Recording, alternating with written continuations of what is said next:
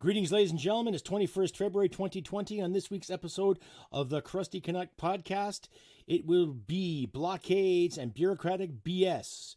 All that and more coming up on the CRUSTY CANUCK podcast. Stay tuned. Hit it, sweetheart. Because I am hard, you will not like me. Aye, aye, sir. There is no racial bigotry here. Here you are all equally worthy. Yes, ladies and gentlemen, the 21st of February 2020. I'm your host, CRUSTY CANUCK. And if you like what you hear and see, please send me a comment or a like or a thumbs up. Let's get the algorithm going up here. Help us independent folk achieve at least a moderate success anyway. And thanks to my new subscribers and my new listeners, thank you very much for subscribing. As I mentioned in the preview, yes, blockades and bureaucratic BS. Now, a week ago, I slightly touched the whole thing on the rail blockades that have been going on Canada-wide, so-called in solidarity with the Wetsuweten hereditary chiefs in regards to getting the gas link from Dawson to Kitimat in BC. 85% of the chiefs there that were consulted and negotiated with, company-wise, provincial-wise, and First Nation-wise, they all agreed to putting it in, except there's a handful of chiefs or clans that are disagreeing with it. Needless to say, this week's headlines in mainstream media has been all about the solidarity with the protesters and, of course, the lack of policing, lack of takedowns, and lack of action on our federal government. So that brings me to the bureaucratic BS of the situation. Now, you watch all the footage. I'll be posting links here at the end of the video / podcast in regards to that. And again, folks, here we have a situation, Canada-wide, national situation, and we have leaders that are refusing to act, refusing to take initiative. I'll leave pictures and links to what Trudeau said to Andrew Shearer, what Shearer said to Trudeau. We've all seen it on Question Period, how he more or less stood up and said, hey, do your effing job. Now, how else do we promote that? He said in plain English in Parliament, as any opposition would. It doesn't matter what dynamic this country has, whether you have a conservative majority or a liberal majority or minority. Doesn't matter what party you represent. The man did his job, regardless of how much you disagree or agree with Andrew Shearer. He put the Prime Minister on the spot, as any opposition leader should. Okay? And all the word salad that the Liberal Party has regurgitated, everything from Bill Blair saying, oh, we're working our hardest, we're working really, really hard to come to an agreement on and try to make way. And Trudeau said the same thing. Oh, we're working really, really hard. Yeah, you're working so fucking hard that it took you a week to get off your ass to come back to Canada to try to sort this shit out, and you never sorted it out. Working hard, eh? Yeah, okay. Well, it brings me to another point, too, is that half of these protesters, have not shown any other solidarity than just creating chaos. All right? I'll leave a couple links to True North Media's page there. Candace Malcolm, once again, she did a great job putting together a podcast in regards to finding out who these individuals are. And ironically enough, there's quite a few of them that are not Native. There's quite a few of them that are not even Canadian, so we think. So, make a long story short, there are people butting in to our problems that have nothing to do with it whatsoever, right? It just goes to prove what I said last week in regards to Tides Foundation and Rockefeller Foundations in thwarting our oil for the sake of a handful of American companies' oil, So it's a power struggle, ladies and gentlemen. And I'll also leave a few links to people that can get paid to protest. It was quite an interesting read. I posted there on my Facebook page under CRUSTY CANUCK. Quite a chuckle, right? And I've actually had a couple debates with people on my other page in regards to being paid to protest or being paid to be a soldier, the dynamic and the similarities. And I just shake my fucking head going, really? It's like... If you feel you have to be paid to protest something that you're standing by and that you're loving and that you're honoring, I think you're wasting your time. I get paid at my jobs. I got paid for being a soldier because I show up to work on time and did what I was told. That's the agreement. I'll give you my body and spirit for so many years and you'll pay me. Okay, great. And it was a noble cause because I happen to love my country and I happen to believe in what our troops were doing. Right? And not so much what the government was doing or not doing, but so much as what my leadership and people I worked with and served with were doing. Oh, pardon me. Sorry, I got interrupted there. Yeah, pardon that little chime there. If you have your headphones on, my apologies. But just a little reminder. Needless to say, folks, it's turning into a shitstorm. And it's turning into bureaucratic bullshit, like the title says. Anyway, tell me what you think. You reach me at CrustyBCanuck67@gmail.com, or you can find me on Facebook, or on Instagram, or on Twitter. I'll leave links at the bottom there. And I had to reapply to my GoFundMe page. I guess they were missing some information, so I had to reset that up again. So I'll leave the link in the bottom if you care to donate. Please consider donating. I am trying to build a better podcast here. So if you do feel like donating, please do. And as before, 30% of every donation and every sale from my Teespring line, I will graciously give 30% to every, to Veterans Association Food Bank in Calgary, Alberta. They do great things for the veterans. They provide nourishing meals. They give them somebody to talk to. They help out with finding jobs and placement, giving other veterans a good boost. They help disabled veterans with walkways and sedgeways for wheelchairs, what have you. And they're a good pillar of the community. So if you feel like donating, please do. Give anything, really. If I had $1 from every subscriber thus far, I'd be well on my way to getting up and running a really good program. And I'd be able to probably hire someone and pay him, too, a good wage. So keep that in mind, folks. If you feel like donating, please do. Consider it. I'm not here to beg for coin, but every little bit helps. So please consider donating.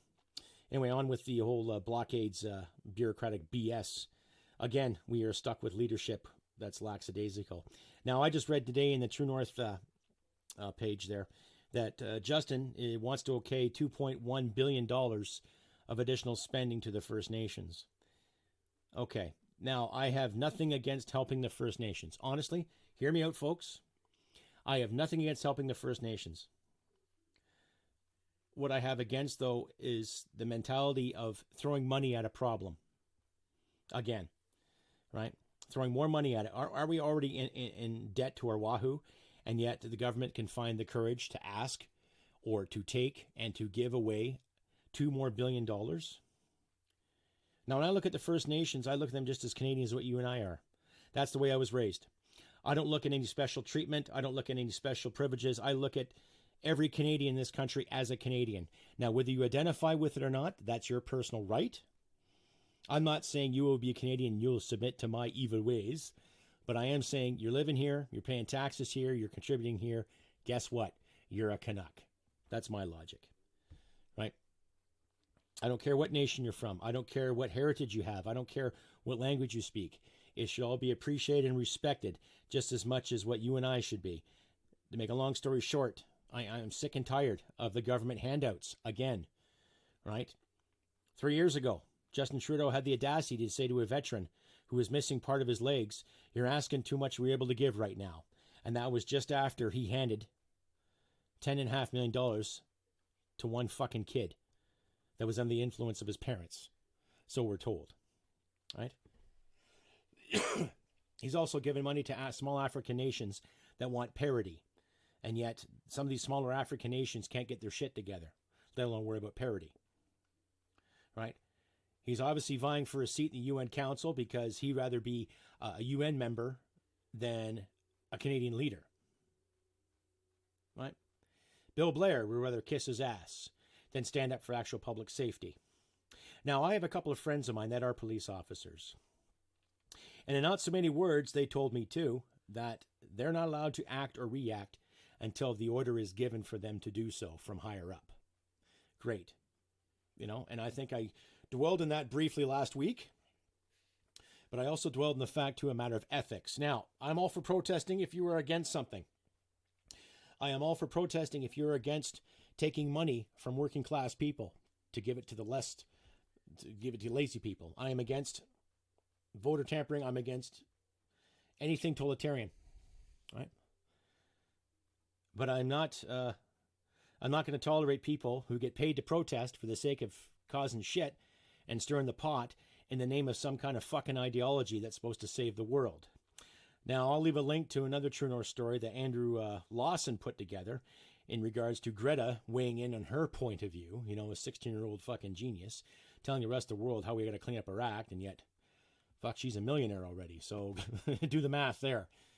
And as I was listening to Candace Malcolm's podcast, she mentioned a link from a bunch of people called the North Shore Counter Info. And basically, I've got some papers here, and I'll leave a link to them too. So if you want to give them a hello and say, welcome to reality, motherfuckers, here we go. Basically, North Shore Counter Info, this is outside of Southern Ontario, and I printed this off today, 21st of February. But they have a whole column of what they're about, and I'll just read some of it for you. About what we do, or at least what we strive to do. North Shore Counter Info is a platform for sharing news, analysis, and events, as well as facilitating discussion and encouraging collaboration. We aspire to provide a space for strategic reflection, engaged critique, and thoughtful debate from an anarchist to an anti-authoritarian perspective in Southern Ontario. In spirit of overcoming isolation and creepy feelings of hopelessness, we want to build a stronger regional network by sharing resources, publicizing activities, and putting us in communication with each other. In absence of trusted and well-used spaces to share information, it can feel difficult to build intentions, seek out accomplices, and take action. Without platforms to exchange radical ideas about the current context in our towns and cities, it's easy to be discouraged from putting in the work to build an analysis of what's possible here. The limits of social media and corporate news are huge, and their logic completely counter the liberatory discussion. Now, when I look at liberty, meaning individuals having the freedom to do what they want to do, grow their own food, pay their own bills, have a gun, smoke some weed, live by gay neighbors, witness a gay wedding or not witness a gay wedding, and just carrying on with your lives. Now, when I think of anarchy, I think of disorder. But I also think of a peaceful resolution too, right? Anyhow, by no means will this website fix all of these problems, not even close. However, we believe that creating a shared infrastructure for communication is a small step towards developing new ways of relating to each other and understanding our place on this land. In doing so, we hope to contribute to building a decentralized and creative force capable of meaningful pushing back against the state and capital in this area. Okay, well, I can understand an anarchist point of view on that, but that's in the About section. And I'm not going to read everything they have said, but you go to this website, and I'll leave a link here in the page. And they're basically telling you how to disrupt and destroy a rail line with whatever means necessary. And note how they say the word comrades in there, right? So when I look at anarchy, it's about individual responsibility. It's not about being a comrade. You know what I mean? So it's kind of a contradiction in terms, right? Well,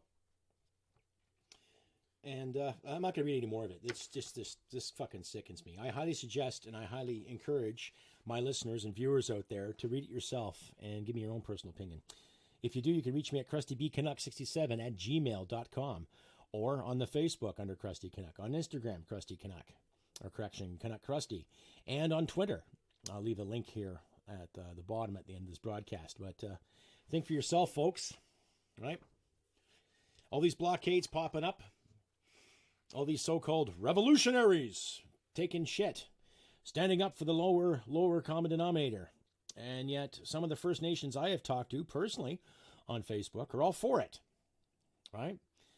There's a Mr. Ellis, who's an MLA in BC. He has some interesting words to say.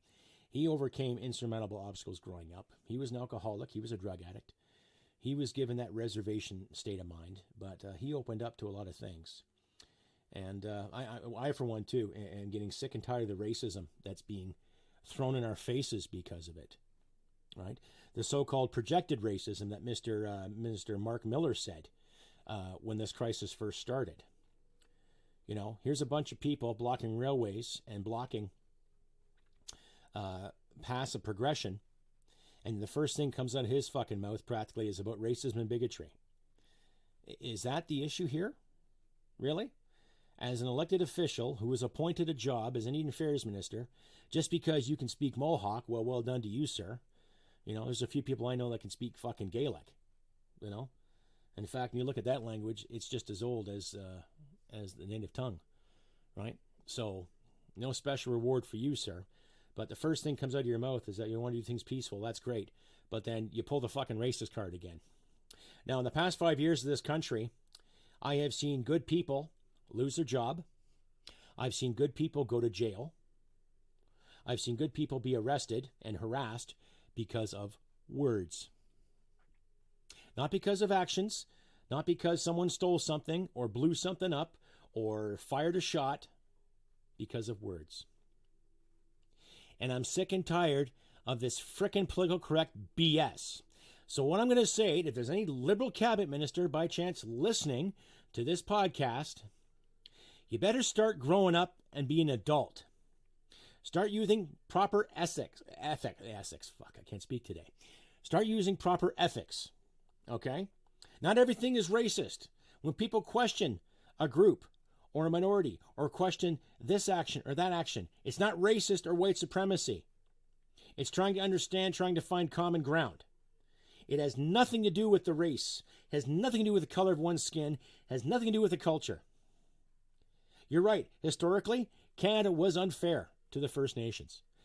America was unfair to her First Nations. So was Mexico. And guess what?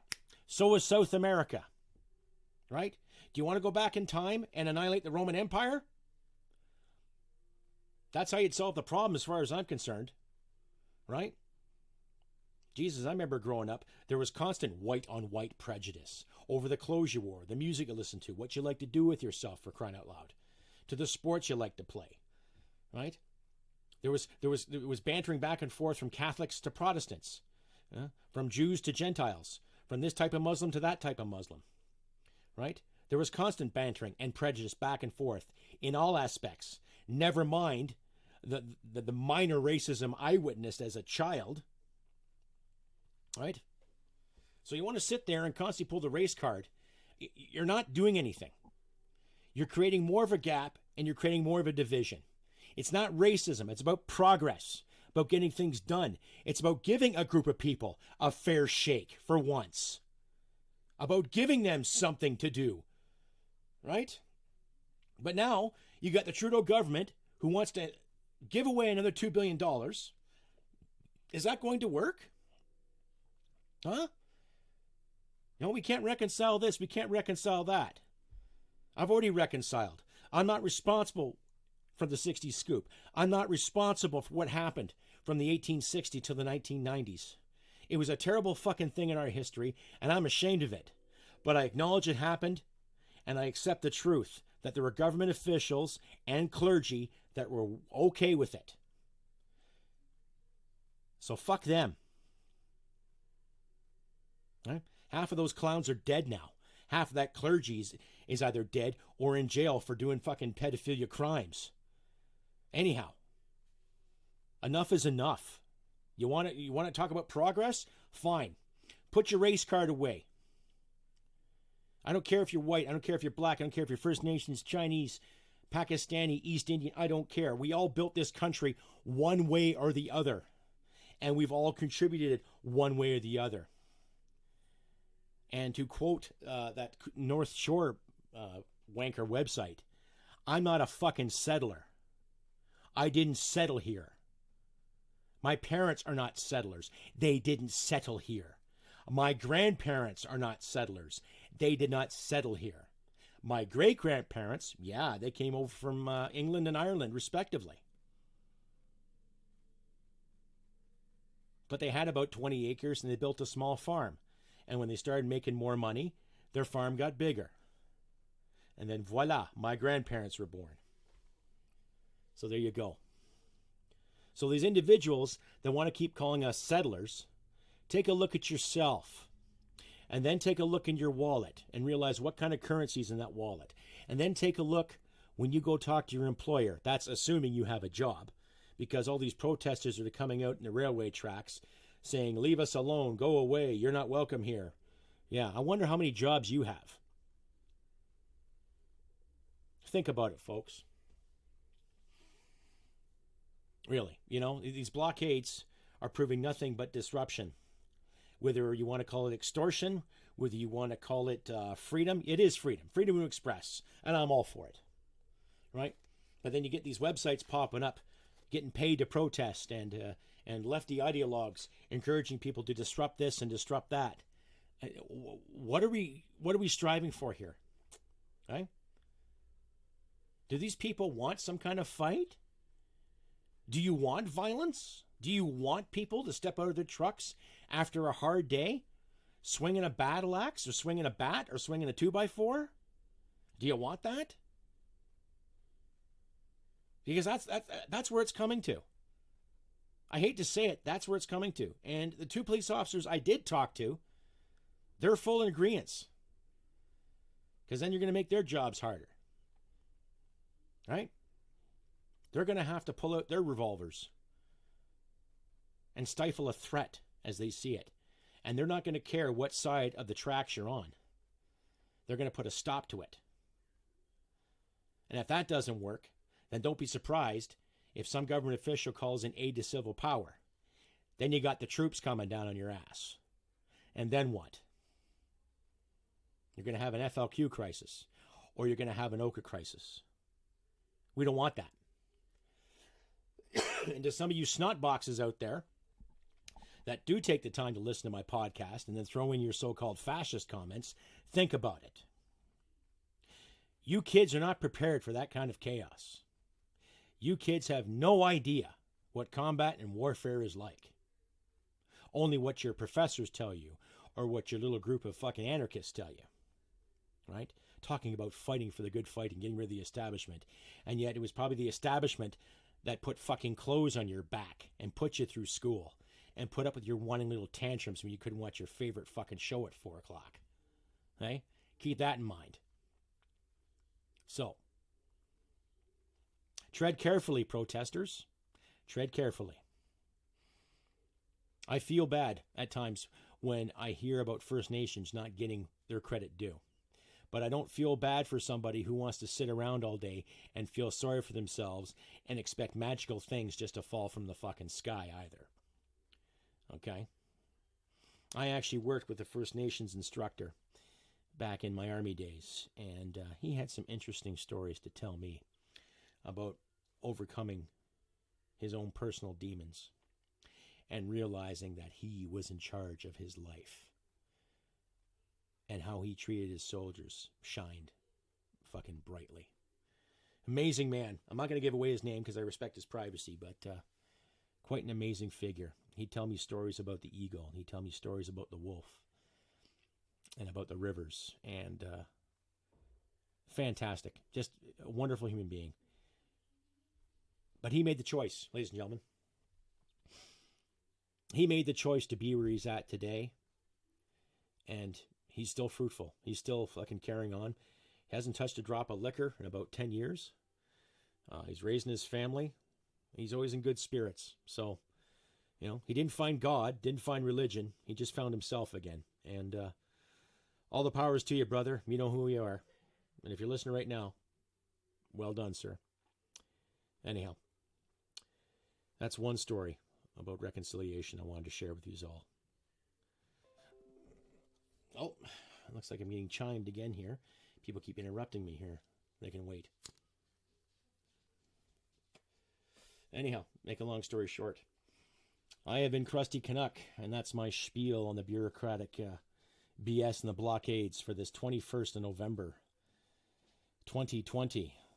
And hope you all take care of yourselves, look after each other. And if you have any questions or any comments, please feel free to give me a thumbs up. Click like and subscribe, get the algorithm going, help us independent folk out, and get the words out there.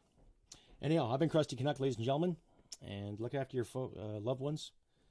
And remember, humanity merit wins the day. Take care, and we'll talk to you next week. Bye for now. Heart. Because I am hard, you will not like me. There is no racial bigotry here. Here you